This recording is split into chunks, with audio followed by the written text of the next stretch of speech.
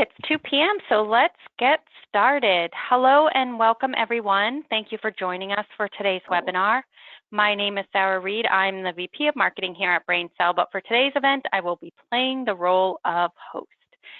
So over the next 45 minutes or so, we'll be exploring how to determine value within different CRM platforms and taking a closer look at two, Salesforce and SugarCell. And while cost is one area, there are also a number of other factors for consideration and prioritization when it comes to making the right choice for your company. But before we dive in, a few housekeeping items. So again, this will be about a 45-minute presentation with a Q&A at the end. That being said, at any point during the presentation that you have questions, please type them into the question box, and we will interject throughout the presentation to get your questions answered. And then we are recording this event, so we will be sending a copy of the recording as well as the presentation deck. You'll likely see that in your inbox early tomorrow morning. So with that, I am pleased to introduce the presenters for today's event. So on the line, we have Sonia Friedel. Sonia is the president of BrainSell. And we also have Kevin Cook, who is the executive vice president at BrainSell. And I think you both battled it out by who's been here the longest, but both over 10 years now. So thank you for joining us. Yeah, it's great to be here. Thank you. Yeah, great to be here, Sarah. Today, Sonia will be representing Salesforce and Kevin will be representing Sugar. So I'm going to turn it over to you, Sonia, to walk through the agenda and to get us started. Great. All right. Well, happy to be here and presenting on this great topic. We're going to be taking you through a few key areas, just the state of CRM in general. Again, key areas to determine value. Like Sarah said, how do we even get to that? Then we'll be looking at some specifics comparing Salesforce and SugarCell, and then we'll do some live Q&A at the end. So a little bit about BrainSell. We've been around for over 20 years, and we are a growth enablement company. Yes, we do help companies thrive and grow by solving their business challenges with guidance and technology. So it's not just technology alone. It's also consulting and services to help understand how you can get value out of using software and help your processes. We don't just specialize in Salesforce and Sugar and CRM systems, but we also specialize in ERP accounting, business intelligence, customer service solutions, and marketing automation tech. And so, touching on that state of the market, it's strong. The CRM market is the biggest and fastest growing software market worldwide, believe it or not. It is by 2025 going to tip over the $82 billion mark. This is massive. Nearly all companies with 10 or more employees, especially here in North America, uses CRM. So if you're not using it, there's good reason to use it, and we'll look at some of those today throughout this webinar. So, playing on that, what are the benefits of CRM? There can be a huge ROI if it's used correctly and adopted. That is a giant challenge with CRM and salespeople, but we're going to be showing some really neat things in these products that will make adoption easier. Reducing the churn of your customers is certainly another benefit.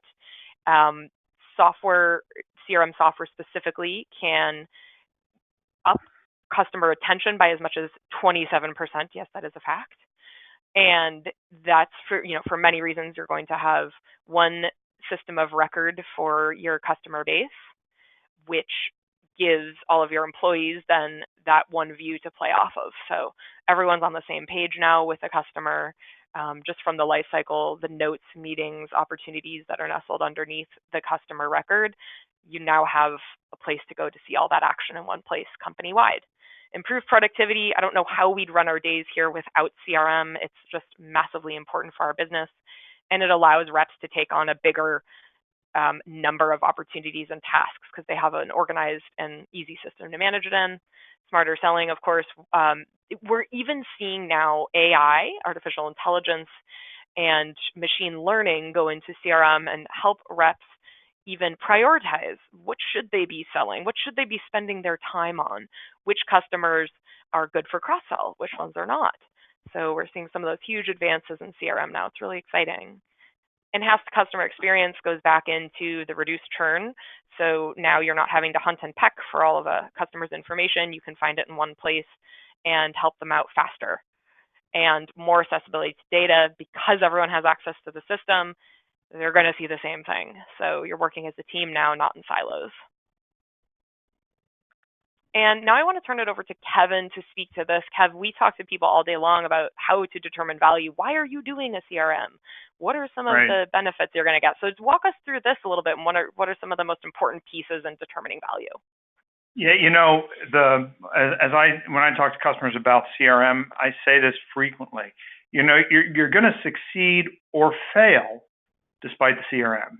So there's any technology out there is going to be a winner or a loser depending on your specific people and processes. We talk about the people and process all the time.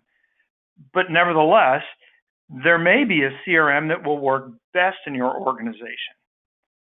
So the question isn't, which one is better. It's which one is going to help me succeed best. And there's some questions that you can answer that'll help you determine if one is a better value over another. And after all, that's the reason for today's webinar, isn't it? And this can be applied to any CRM. You mentioned a couple slides ago, Sonia, that we do more than Salesforce and Sugar. So these questions can be applied to any CRM. Current state. The current state is what you're doing right now. Your environment, the other legacy apps you've got, the way you're handling your processes, your sales processes, and your marketing processes today. Can that current state be translated into a new CRM tool? The next bullet point there, the next checkbox, maybe that should have been the very first one, because all things being equal, it comes down to your budget. Can you afford it? And, you may say, well, gosh, we want this CRM. We love it. It's the best thing, but it really doesn't present a good ROI. It's too expensive. Let's face it, you can't get it. You only want to purchase a tool that is going to give a positive ROI, and that means you have to look at your budget. Of course, the next one, objectives. Well, it seems obvious, but so many people I talk to, and I bet you have too, Sonia, really don't understand what their ultimate objectives are. They just say, well, we need a CRM. Right. And when I ask them why, they can't give good answers. Well, we know we need something. So you have to be able to articulate what your real objectives are, because that's going to help you articulate what a win is, and therefore if the CRM is successful. I mentioned current state. Well, current state and integrations are tightly bound. If you have a legacy ERP tool that you must connect to, well, then you need to know about that. And that might influence the CRM you choose. I said earlier that you can succeed or fail with any CRM, but it may be easier to integrate with one CRM over another. So if you know what your integrations are and you can define exactly which ones you need to connect to, which legacy apps you need to connect to, then you're well on the way to determining which CRM is going to give you the best value. Similarly to people and process, relationships, workflow, what are the relationships between things like accounts and contacts and opportunities? It's not the same for every company. Your workflow, your processes, you have to be able to understand what your processes are. You may not want to include every process in your CRM. You may not include any processes in your CRM.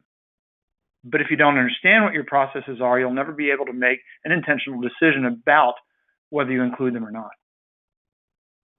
Reporting, that's one of the most important things. Everybody tells me I got to have good reporting. And pretty much every CRM is going to give you good reporting. We're going to talk about it with Sugar and Salesforce today. We're going to talk about the pros and cons to the kinds of tools you can use with those two CRMs. And one reporting capability may be more preferable to you than another, but neither CRM is going to fail in reporting. Deployment. These days, you have to ask yourself, do I want to deploy into the cloud or do I want to host it on-prem? And that's going to that may be the first thing that explicitly excludes a CRM, because you may be looking at a tool that cannot be deployed on premises. Industry-specific requirements, well, everybody's got some very specific needs, and you may too. You may say, it's absolutely required that we have that we're compliant.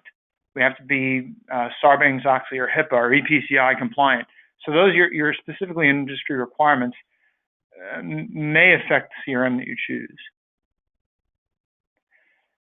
Ease of use and flexibility, they're kind of tied together. In fact, these next three are ease, flexibility, the ability to scale, upgrades. These are all closely tied, because if you've got if you've got issues with your workforce, they may be very particular about the way they work in a tool. You're going to make sure that your tool can be easily used by your workforce. But that means you have to be flexible. So if your tool is very rigid and you can't customize it, or you can't configure it, or you can't change layouts, then that is going to speak to ease of use, because you may find somebody over in marketing who really doesn't like the tool and they don't use it. Unless it's flexible, you're not going to be able to configure it appropriately. The ability to scale, well, many customers will buy a CRM today and they've only got a dozen users, but they know that next year they're going to have 100 because they're on an acquisition path. I've got one customer right now I'm talking to, and that's their goal. That's a very, very specific requirement they've got. We're going to have hundreds of users next year. We've got to be able to accommodate those. So make sure you ask that question: how does the CRM scale? Upgrades, enhancements. Well, if you're in a cloud product, upgrades shouldn't be an issue. But if you decide to install something on-prem, you may want to make sure you understand how the on-prem is upgraded. Do you have to do it, or does the vendor provide the upgrade? Enhancements, you may have third-party enhancements you want to roll in, so make sure your tool can handle that. That speaks to flexibility to some degree. And then finally, on this bullet point list, social networking. These days it's so much more than just your CRM. You're not doing anything in a vacuum. You got to be able to determine how and where you're going to use social networking, and does the CRM accommodate that? The last little thing, everybody's got mobile, but mobile, it's not a matter of if it's got a mobile tool, but it's a matter of, do I like the mobile tool and can I use it? So that speaks back to ease of use. Anyway, I hope I didn't go on too long, but these are the main bullet points I think you should look at when you're trying to determine the value of a CRM. Do you have anything you'd like to add here, Sonia? Yeah, I do, Kev. That was great. The current state and budget cost, we help customers a lot understand what are they missing, what is the lost opportunity, and how much is CRM going to save them.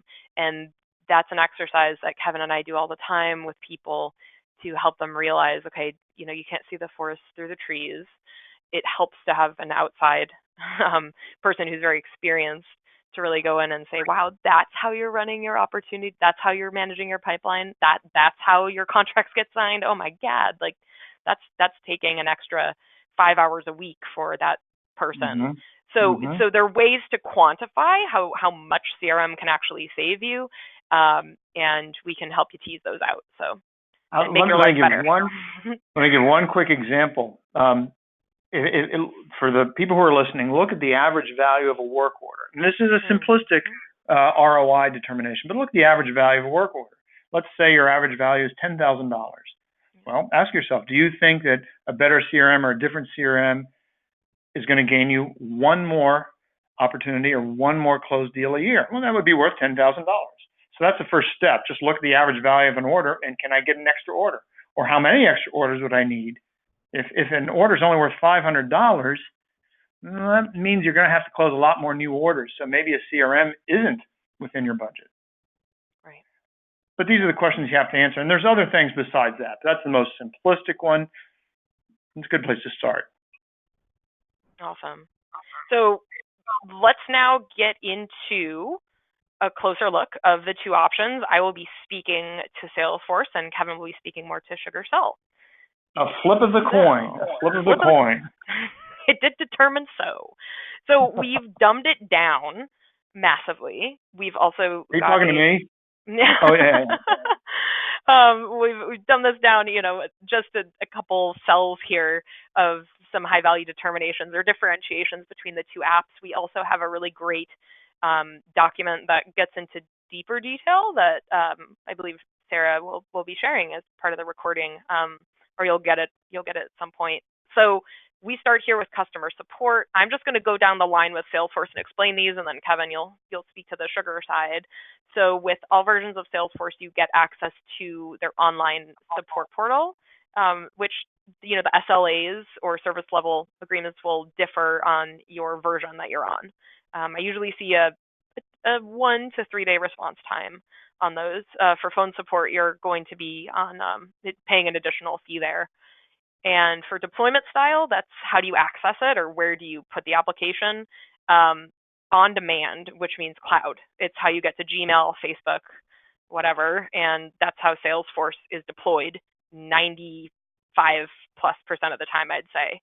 For a very small group, you can, especially for HIPAA and compliancy reasons, you can pay Salesforce extra to be on a private environment, but it's still cloud, obviously. And that's really it. So you can think of Salesforce being really cloud only for the most part here. Limitations, there is a pretty decent limitations guide that outlines all these. If you just Google Salesforce limitations guide, you'll see it for the current season. And that will outline lots of things, but data storage and API limitations. So how often you can hit a different application to retrieve information, and think of an integration. So there are limitations on how often you can go out and hit that other application for integrations. The architecture is all written in Apex. 90% of people won't care about that. To actually do changes to the field level, like look and feel of everything, that's point and click. A regular person, not a coder, can do that. But if you want to go behind the scenes and make custom, development coding, you need to know Apex, which is a proprietary code base that you don't learn in college most times.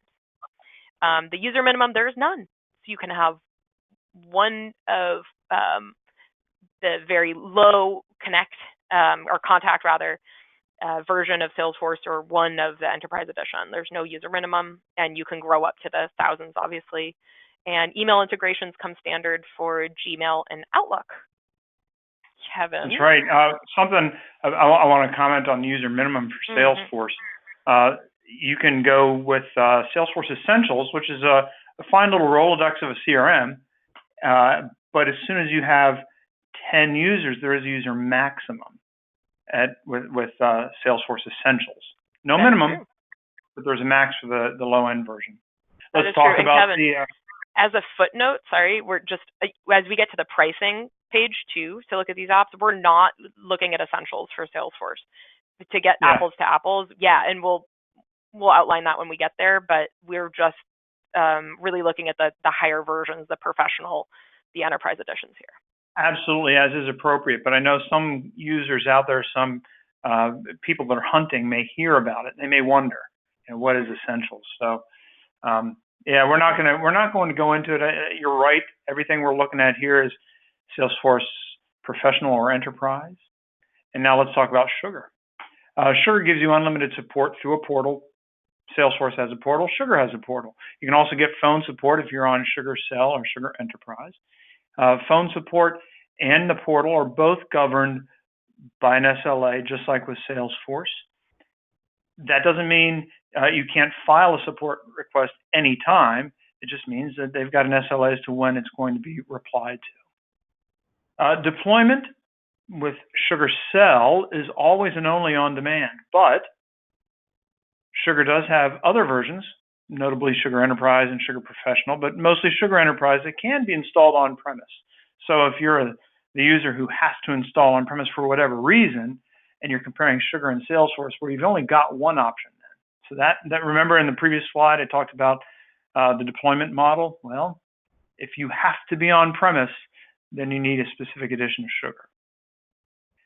You can go into a private cloud with Sugar, like Salesforce, and they've got a couple different flavors of private cloud. You can get Sugar Sell in a private cloud, and you can also get Sugar Enterprise on your own private cloud.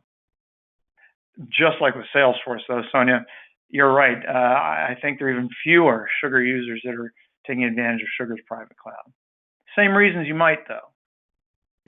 HIPAA compliance, or you need to have access to the back end, which you wouldn't necessarily get if it was in the vendor cloud. Limitations, well, everybody's got data storage. Data storage is not expensive, but it's not free. And Sugar, just like Salesforce, has to enforce these data storage limits because, frankly, if they don't, then people start going crazy, and you got to make sure you know what you're keeping in your CRM. So the limits, just like Salesforce, when you hit the limit, you have to pay for extra storage. It's not expensive, but you do have limits. Unlike Salesforce, Sugar has no API limits. That means that if you've got an integration with a legacy app and that integration fires frequently, well, you're not going to hit any limits with the API calls used to manage that integration as long as you're using Sugar. So that's a very serious and very real consideration if you need an instance that's got a lot of external API calls. Sugar is written in PHP. It's a back-end programming language. It's a great language. It's a very common web-driven language nowadays. It is not proprietary, and a lot of people do learn it in college. Sugar does have a minimum. Their 10-user minimum means that if you've got 9 users, you really should consider, do I want to pay for a user I may not use? However, that doesn't mean you shouldn't ask. And if you don't have 10 users, ask us, because there may be a special offer. Sugar's always making offers. You may be able to get fewer than 10 users, but the official limit is a 10-user minimum. But ask if you've got fewer. And then finally, email integration. Sugar's got Gmail and Outlook and O365 integration too, which is really great. And I think that's what's on the next slide. It is. Look at that. So here's some great screenshots here of Salesforce and Sugar Outlook integrations. And you'll get these slides here. So I can see here on the Salesforce side, sidebar inside of Outlook, you can see pretty much everything within the person's record in Salesforce right within Outlook. This is pretty similar to the Sugar integration with Outlook as well. I will say there are more things that you can change and update in the Salesforce Outlook integration than you can on the Sugar one. Yep. I will say that. However, there are many enhanced Outlook integrations in the marketplace ecosystem for both of these, Salesforce and Sugar. So if you want an even more detailed, comprehensive, and editable Outlook integration, that means that you'd be able to do even more work from inside Outlook without having to go into Salesforce or Sugar. Then there are third-party applications that serve that purpose. That's right, Sonia. We're only looking at the out-of-the-box Outlook plugins. That's right. And all of these do, they both do pretty much the same things. You can archive an email to the CRM, and that can attach it to the contact, account, lead, opportunity case. So the history of that email will be nestled underneath the record that you link it with. It's pretty nice. And again, in the Salesforce one, you can edit a little bit more of the CRM record within Outlook without having to go into CRM. Kevin, is there anything different on the Outlook integration that you can think of? I think there's a little more, some little tweaky things like within the Sugar integration. It's really nice to be able to, you can edit the subject line of an email when it gets archived. Yeah, so there are some, the out-of-the-box Sugar plugin, they call it the OPI for Outlook plugin. The Sugar OPI is very usable, very serviceable. It's not as, like you said, you can't make as many edits nestled into the underlying records as you can with Salesforce, but there are a lot of things that you can do with the sugar plugin that are useful. Like, you don't have to be locked into searching and indexing on an email address. If you see in the screenshot, there's a search button there. I can say, yeah, search for some obscure company name or an opportunity name. So I can search and find a lot of records inside Sugar and archive that way. It's really convenient in the side panels you see in the upper screenshot, just like Salesforce, to get all the information about this person from Sugar, but surfaced here in Outlook. It's very useful, and when you click on it, it takes you right over to your Sugar instance. It is configurable. It can be a two-way integration, just like with Salesforce. It archives the emails and it synchronizes your calendars and whatnot. One thing we haven't talked about, but both Sugar and Salesforce have the Gmail plugin. And Gmail's similar. It's not identical because obviously this is in a browser, or the Gmail plugin operates in a browser, whereas the plugins we're looking at on the screen here operate in your desktop Outlook.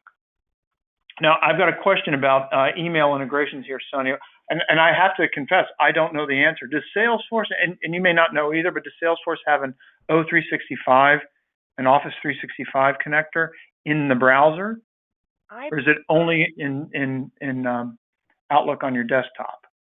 I believe they do. I'm going to give it a quick other Google and make sure, but yes, Kevin, I believe they do too, but I wasn't sure. Sugar does. Sugar has a fairly new release. It's called Sugar Connect that will allow you to connect your browser-based Outlook O365 to Sugar. That's important because not everybody's going to be on a Windows platform, so not everybody is going to be able to use the Outlook plugin on their Windows desktop. Some people may be on Macs, in which case they have to use Outlook in a browser. That's right. Well, I shouldn't say have to. They're probably using Outlook in a browser. That's right. So a browser-based plugin is important. Yep, absolutely. As is a mobile tool, right, Sonia? As is the mobile tool. It's all kind of what you make it. So and also I just want to, we don't have to move slides, Sarah, but Kevin, yes, you can have a 365 integration with Salesforce. Good. So good to know. Yes. So the mobile apps are great in both applications. I will say that there's an SDK, which Kevin, you can kind of expand on what that means, but there's a mobile SDK for Salesforce as well, so you can go and make your own Salesforce apps pretty easily using the Salesforce mobile platform and then design your own without being a coder. So that's pretty cool. And in the mobile app, it's very easy to use. It looks good, as you can see right here, and everything with both of these apps, they are one and the same as the web application. So if you make a change in the mobile app, it's instant. It goes right up to the cloud, and it's the same database. So there's no syncing or anything like that. Kevin, what do you have to say about the Sugar mobile app? There's not much more I can add. They're very similar. They're both good tools. Yep. I am not going to address the SDK. It's over my head. But the Sugar mobile tool is a fine tool. I think it's every bit as good as the Salesforce tool. I think they're comparable, frankly. Good. But I was wondering about customer journeys. What about customer journeys? Tell us about the Salesforce customer journey. So Salesforce has a nice built-in kind of progress bar, as you're seeing on the screenshot. And all of those little increments with the green and check marks, those are stages or things that you have to do in order to progress the thing forward. It's an opportunity, but it could also be qualifying a lead or so on, really anything and any object in Salesforce. We can have this nice progress bar. So also these progress bars can pop up fields that need to be filled out, and we can really guide the user in doing certain steps within an opportunity. But that's about it. And as I change maybe the status or fill out, the address or something, if that's one of the criteria that the Salesforce admin set up for us, then as I fill those fields in, the check boxes will continue, and it will get me closer to advancing the deal. So that's the idea on the progress bar within Salesforce. Mm-hmm. You know, And it's pretty now similar let's, inside sugar. It is similar inside okay. sugar, similar but different. As you can see, it's a different look. Um, with sugar, you've got the same major steps. As you can see here on this screenshot, you've got purchase and install in yellow. Then you got user training and validation in blue, and the last one in gray is ensure a successful adoption. Well, these stages indicate where you are, but notice the green boxes. You can jump ahead, so I can complete things like validate product in different phases of my customer journey. I don't have to complete everything in the first step before completing something in the second step. And that's useful because, frankly, processes don't always follow linearly, do they? The other thing that I really like about this is that these activities, whether it's a phone call or an email or some other kind of internal activity, can be tied into Sugar's workflow. They call it the advanced workflow, and they can be automatically completed for you. So let's pretend that I had a phone call as one of the steps here. In one of these phases, I have to make a phone call to the customer. Well, if I've got my phone system tied into Sugar and I've got workflow running, it'll know that I created a phone call and it'll automatically complete that step in the process for me. That's pretty cool. So combining the customer journey module with Sugar's advanced workflow is really powerful. The other thing here is this dashboard. I can see a dashboard of all my customer journeys and see at a glance what might be hung up, what might not even be started yet. And this doesn't have to be one customer journey. You can have a sales journey, an opportunity journey, an onboarding journey, a support journey. You have multiple journeys and see all those journeys in one dashboard or in separate dashboards. So the Sugar customer journey, when combined with advanced workflow, is really powerful and very useful and goes far beyond just a progress bar on an account record.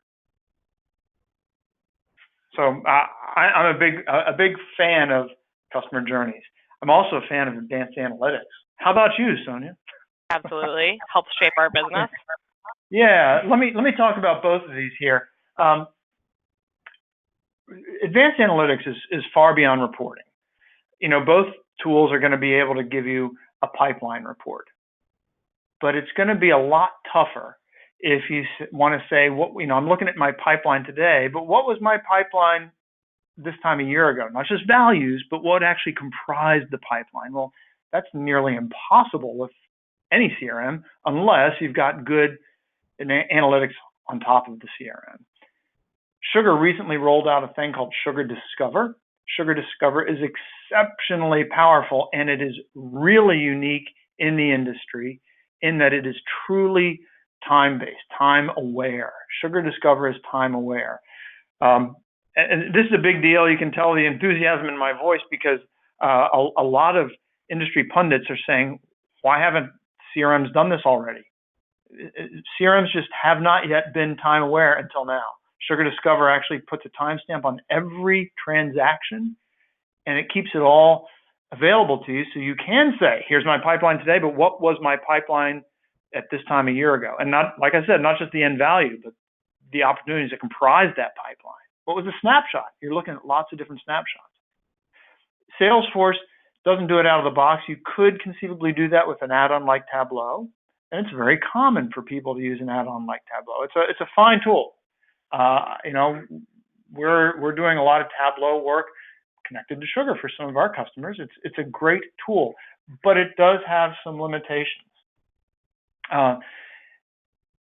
It can be high cost sometimes. I've been told, I don't know if this is true, and I don't want to slam Tableau, but I've been told they have some support problems. And that may have just been because when Salesforce acquired them, it wasn't a smooth transition. Some of the benefits, though, of using Tableau over Sugar. Sugar right now, Sugar Discover, is only for data that's inside Sugar. It's a brilliant tool, but it's only for data that's inside Sugar. If you want to cross-correlate with external data, you have to bring that external data into Sugar. In Tableau, on the other hand, or any other BI tool like Power BI or something else you might layer on top of either one of these tools, you can do mashups of external data sources, and you're not limited to only what's in your CRM. So that's a big benefit of something like Tableau. I will add one thing that's a little Please frustrating. do. Tableau has had some issues with database performance. So as all of that data, it's going into basically a data warehouse. So Tableau is, to save all those timestamp dates and all that data, it creates just a massive amount of data. And as you keep using the system longer and longer, the database performance has been poor. So I think they are going to be, they're fixing that, hopefully, but we don't see the same thing on Sugar Discover because it's on a high performance database. And the founder of Pentaho, which is another BI platform or analytic platform, actually is the creator of Sugar Discover. So it's pretty neat. So we're not seeing the same lag issues in Discover than we are with Tableau, and it's much more affordable. Yeah, so those are something. But the outside data, you're right, Kevin, that's a huge thing. If you can bring in your ERP data into Tableau as well, then you can do mashups between systems. So Kev, that's right. You're right. That's right. That's huge. We have one customer right now, and again, it's all about being intentional. You don't want to just go do something. You want to reason out why you're doing something. So one of our customers is saying, do we want to bring external data into our CRM and manage it there and report there, or do we want to keep it external? And so they made the intentional decision, because they didn't want to bog down their CRM with all this additional external data. They kept their external data external, but then they said, okay, how are we going to report? How are we going to do advanced analytics? So they had to bring in a third party BI tool. In fact, they brought in Tableau because they intentionally said, we want all our data sources separate. Got it. But you guys listening, watching, may say, look, we don't want to keep it separate. We want to integrate all the data because it becomes actionable in the CRM. So then you can use something like Sugar Discover because the data is already in CRM. Yep. Or external mashups may not be important. Yeah, and I believe you said this, Kev, but if you don't want to use Sugar Discover, you can always use Tableau or any other BI, Power BI. Power BI. Right. Power BI is another big player in the space. Yeah. Right. With Sugar. I got a great customer right now using Sugar and Power BI, and they took the Power BI dashlets and put them into Sugar. So it's kind of cool. They're using the Power BI external and mashing up external data in Power BI, but then pushing the Power BI data back into Sugar. So that's kind of an interesting way to spin analytics. Awesome. Very cool. Yes, it is. The things you can do these days. It's amazing. Lots changed in a decade. So pricing is pretty straightforward. It's all here on the screen. Sugar Sell, which is that CRM application, is $80 per user per month. Salesforce starts off at $75 for, again, these are the higher end editions, at $75 a user month. And then if you go up to Enterprise, which is the version in which you can control the code. So if you want to do any custom development on Salesforce, which a lot of our customers do, you need to be on Enterprise. So we do see apples to apples. We see a lot of similarities or feature to feature similarities on Sugar Sell with Salesforce Enterprise. So really, if we were to compare feature for feature, we'd be looking at 80 versus 150 a month per user. So that's really what it is, apples to apples. But like Kevin said before, you can enter Salesforce on a much scaled down, lower, enabled, like not many lower features. Edition. Yeah. Lower edition in Salesforce. It just doesn't exist at the Sugar Sell level. And then we just put that over into an annualized price per user. And that is because both of these vendors ask for a contract of 1 year prepaid, which is very normal for the industry. So, 10 users of Sugar Sell, $960 a year times 10, $9,600. That's what you're going to be paying upfront, and then it goes for the year, and same goes for Salesforce. That's right. One thing to note here is that you could conceivably, I believe Salesforce allows you to mix editions. So you can have mixed licensing. Is that correct, Sonia, to the best of your knowledge? No, Not anymore. and Not anymore. no, Okay. and it may be for some, account executives with giant accounts that, hundreds and hundreds of users perhaps, but no, it's not standard. Okay, so it's all one or the other. Okay, good to know. It is, And without very I do special see. exception. Yeah. Okay. Very good. So Great. licensing seems to be that a clear distinction in the licensing cost. Yep. Let's talk about the what we call the technology pillars. Look at that. Yep. Almost So like Kev, I'll leave you to lead off with Sugar's pillars, and then I'll get into Salesforce's. This is new for Sugar. They've taken a very new market direction in the last, I don't know, was it, Kev, 12, 18 months? 12 months. Very, very recently, they've Right. created this new platform. Sugar used to be really just CRM. They had, you had case management and other things built into Sugar, but it was really focusing on the CRM. But within the last 12 to 18 months, they've brilliantly created this platform. Sugar Sell is the CRM. That's the sales portion. Sugar Serve is another technology pillar of theirs that gives you great customer service, customer support capabilities. It's a separate app intimately tied to Sugar Sell, but it gives you customer support dashboards, a customer support console. It's dedicated to customer support. You've got Kanban views, things that you may not normally have in your CRM. It's a great support tool. Now, it's not a full-blown support tool. It's very good, but if you're looking for a call center, it may not be appropriate. If you're looking for something really big, you may look elsewhere. But if you're a normal CRM platform user, this is a great tool for managing tickets and support on a day-to-day basis. Sugar Market is their marketing tool, a fantastic, brilliant marketing tool. We use it every day here at BrainSell. Love it. That's a technology pillar of theirs, and it gives full-featured marketing automation capabilities to Sugar. In the past, you had to go out and buy something, a third-party tool, but you don't have to anymore. It's built right into Sugar, bundled in. We've already talked about Discover. Discover is that time-aware reporting tool that nobody else has. So Sugar really, breaks it up into those four main areas, whereas Salesforce gives you a little bit, some bigger pillars, and I'll let you describe those, Sonia. Yeah, so Salesforce has had that kind of pillar architecture for quite a while.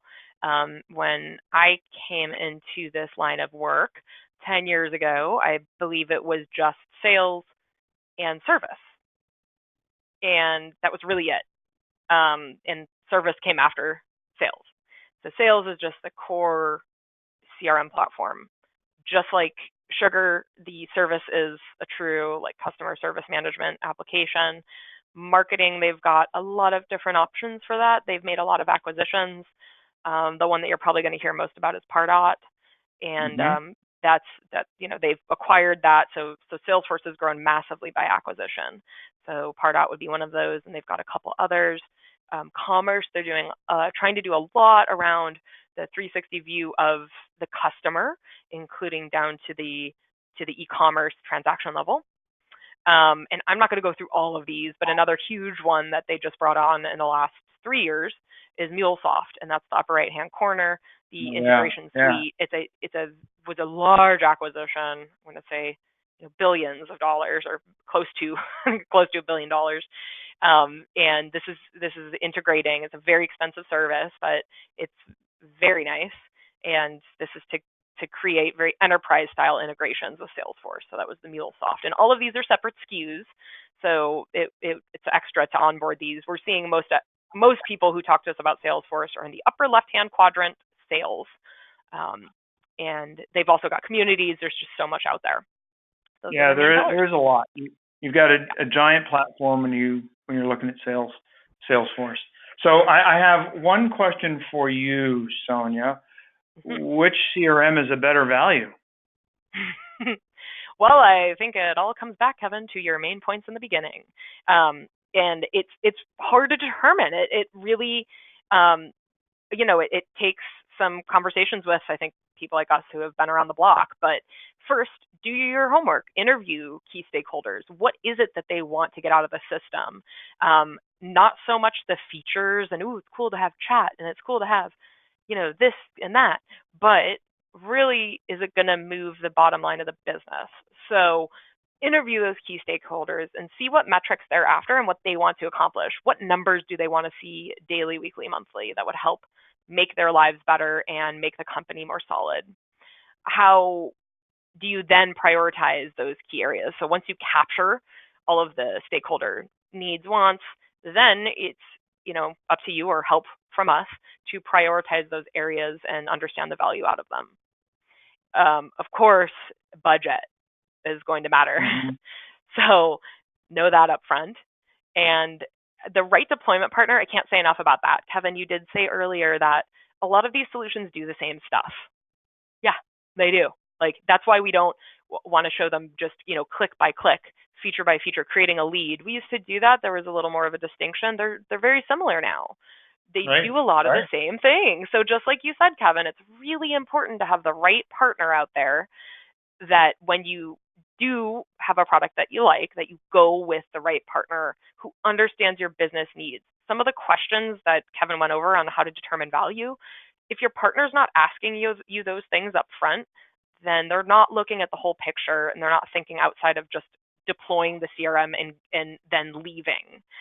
This really needs to be something that moves your organization forward. CRM can be a lot of work, is what salespeople think.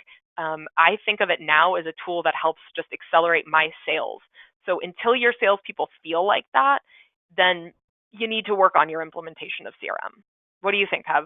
Does that cover it? I agree. It's all about growth enablement. You're going to succeed or fail with any CRM. It's about making sure that your processes are properly put into the CRM so that your salespeople are going to grow sales. It's all about growth enablement for your company and using tools to reach that growth enablement.